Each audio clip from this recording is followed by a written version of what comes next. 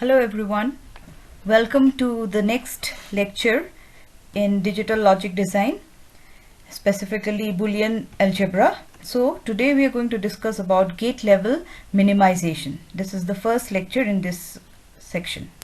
So let's start off with what we have already done.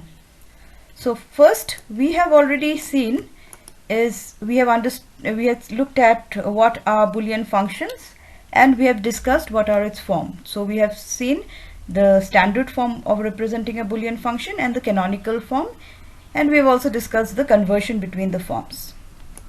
Next, we had seen how a Boolean function can be represented using truth tables. Then we have also discussed how these Boolean functions are implemented with the help of logic gates. Also, we have discussed about the simplification of Boolean functions using the postulates and theorems of Boolean algebra. Now, the reason why we need to simplify the Boolean functions is so that they have the minimum number of terms and the minimum number of literals per term. Because more the number of terms means the more number of gates will be required in the implementation, and the larger the number of literals per term, that means each of these gates will have larger number of inputs. So to reduce the complexity of the logical circuits for the Boolean function, we need to perform simplifications. And we have already seen how to do the simplification with the help of postulates and the theorems. However, the problem with this system is that there is no formalization. That means there is no algorithm or any specific order in the number of steps that are to be followed. So we don't know whether we have to first apply an associativity rule or a distributive rule or an identity. So we cannot write a computer program to do that. So what we are going to discuss in this is a formal technique for minimization of Boolean function, and that is known as the map method in some cases, the Karnaugh map method, or the K-map method. So that is what we are going to look at today. So the Karnaugh map, it provides a simple and a straightforward procedure for minimizing Boolean functions. So let's start off with what is a Karnaugh map. Okay, so a Karnaugh map is basically, it is a pictorial or a graphical representation of a truth table. Just like in a truth table you have the all set of values of the variables of a Boolean function, and then you have those values which are 1 for that particular function. Similarly, we can now represent this truth table with the help of a pictorial or graphical form. And this map is made up of squares, with each square representing one mean term of the function that is to be minimized. So if I have a 2 variable Boolean function, then I will have 4 mean terms. So for each of the mean term there will be one square in the map. And the Boolean function is recognized graphically in the map from the area that is enclosed within the squares, whose mean terms are included in the function. So let's look at this with the help of an example. So you can see this is a Boolean, this is a Karnaugh map representing the mean terms of a Boolean function. So here you can see I have 4 cells. 4 cells means I have to have 4 mean terms. So 4 mean terms I can have with a combination of 2 variables. So if I have 2 variables x and y, then I can have 4 mean terms m0, m1, m2 and m3. So I can represent them using these squares. So this is how a Karnaugh map will look like. So now once we represent the Boolean function in the Karnaugh map inside these squares, then we can apply certain logic, or certain we try to recognize certain patterns in the settings of the cells and from there we can derive different algebraic expressions for the same function.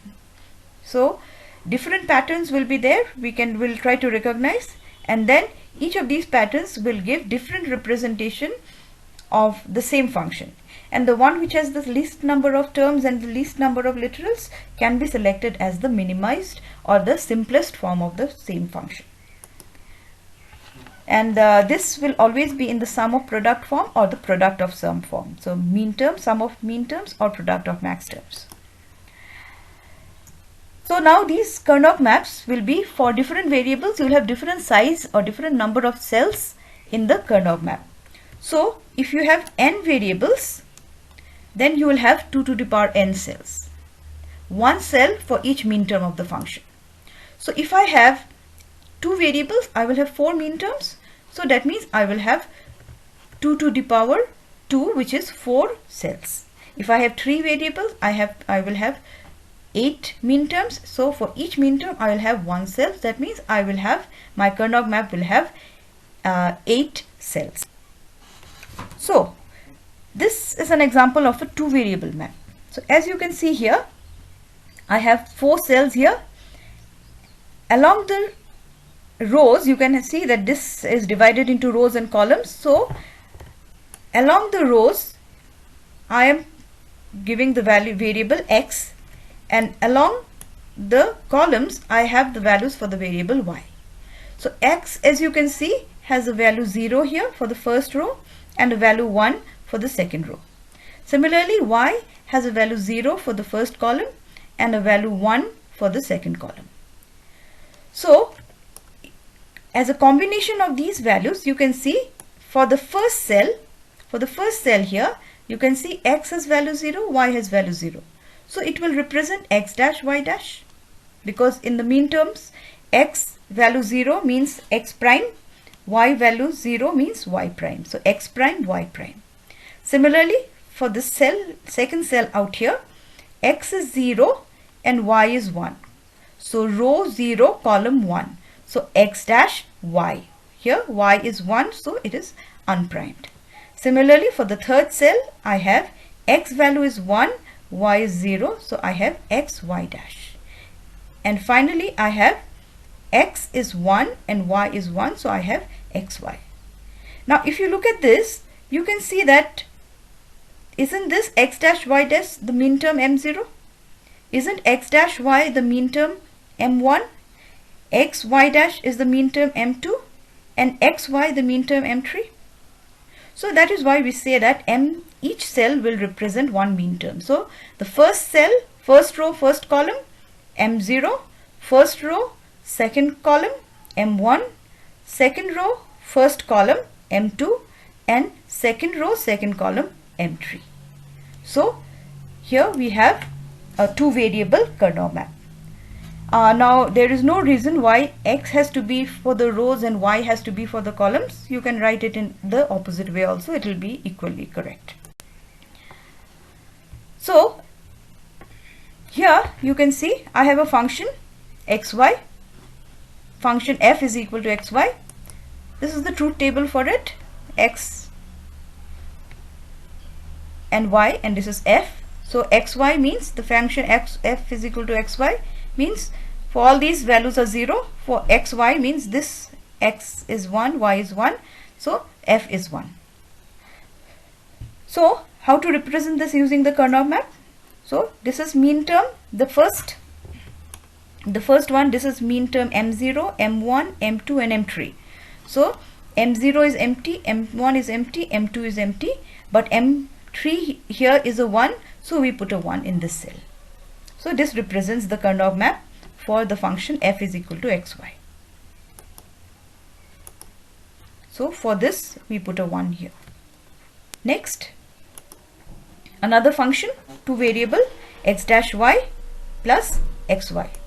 So here we have the function, again there's a 1s here, and we have the 2 variable map. So wherever there is a 1 in the truth table, the corresponding mean term is marked 1 in the Karnaugh map. So I have here the first one, then we have the second one here, and it is marked accordingly here in the Karnaugh map. So if we look at this slide again, you can see here this 2 columns 0 0 0 1, they have a change of only 1 bit. Similarly, this and this 0 1, this is the first bit is changed, second bit is same. Then between these two columns, first bit is same, second bit is changed. Now if you consider the first column and the last column, the fourth column, here also you will notice that the second bit is same but the first bit is different. So you can say that the first column and the fourth column are also adjacent to each other. Okay, so that is the reason why the rows or the columns have been named in this weird manner, because they have to be named according to the gray code.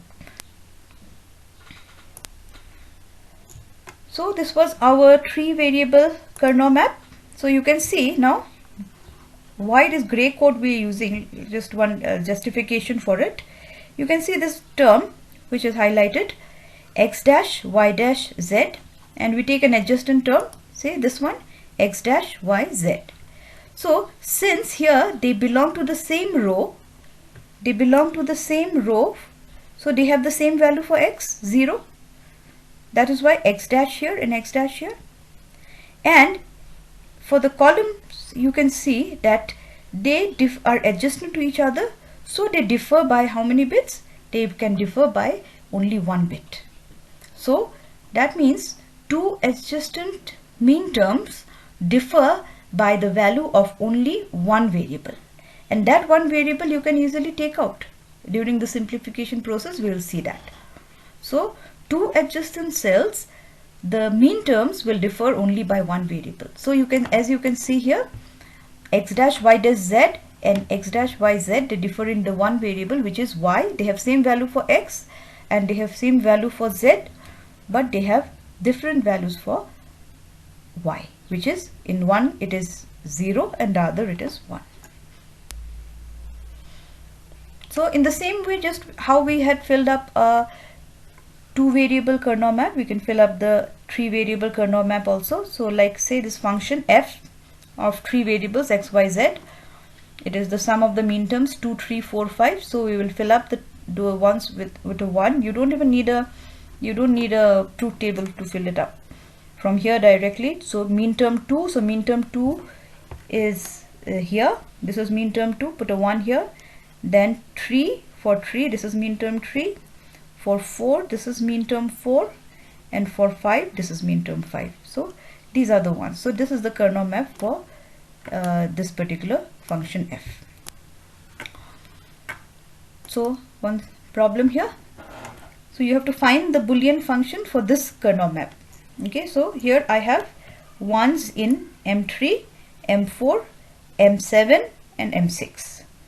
So our function f of xyz will be 3, 4, 6 and 7. So given the Karnaugh map, you can find out the function. Next we'll look at a 4 variable Karnaugh map. Now you can have as many variables as you want in a Boolean function. So we will learn only up to 4 variable Karnaugh map. So 4 variables means 2 to the power 4, that is 16 mean terms. So you'll have 16 cells. So something like this. So 16 cells. So we are assuming the function has variables w, x, y, z. So wx along the rows and yz along the columns. And again here in the naming you can see they are following the gray code way of naming. So they are differing only by one value, 1 bit difference between the column and the row headings. So this is a 4 variable Karnaugh map.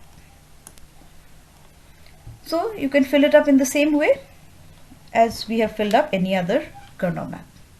So this was only an introduction to the Karnaugh map. So we have seen in this lecture how we can represent Boolean functions using the Karnaugh map and how the names of rows and columns have to be made in a Karnaugh map. So in the next lecture we will discuss about how simplification is done using Karnaugh map. Thank you.